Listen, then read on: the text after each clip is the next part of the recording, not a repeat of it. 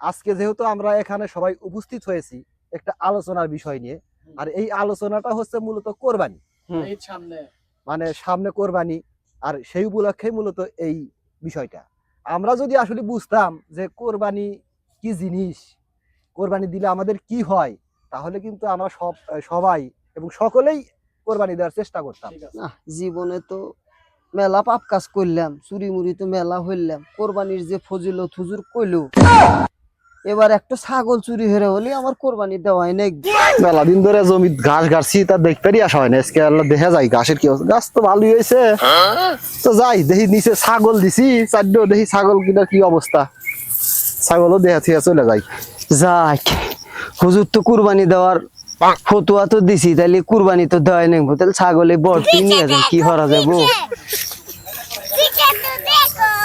এ কে রে, ছাগল লাগে রে, খারা খারা খারা। এই কি আছে কি আছে কি আছে কাকা? কার ছাগল নিয়ে যাস তুই? আরে না, আমার ছাগল, আমার ছাগল, আমার ছাগল করতেছি, আমার ছাগল আমার ছাগল চুরি নিয়ে যাচ্ছিস। কোরবানির আগে ছাগল চুরি হলো কেন? আমি ছাগল কাম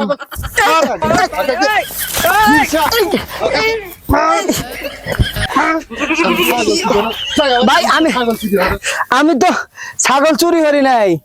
ছাগল ওই যে হুজুর ওয়াশ করছে, হুজুর ওয়াশ করছে কোরবানির না দেওয়া যে কত হানি, মানে কোরবানি দেওয়া যে কত হানি, এই জন্য আমি ভাই ছাগলটা চুরি করে কোরবানি দিব।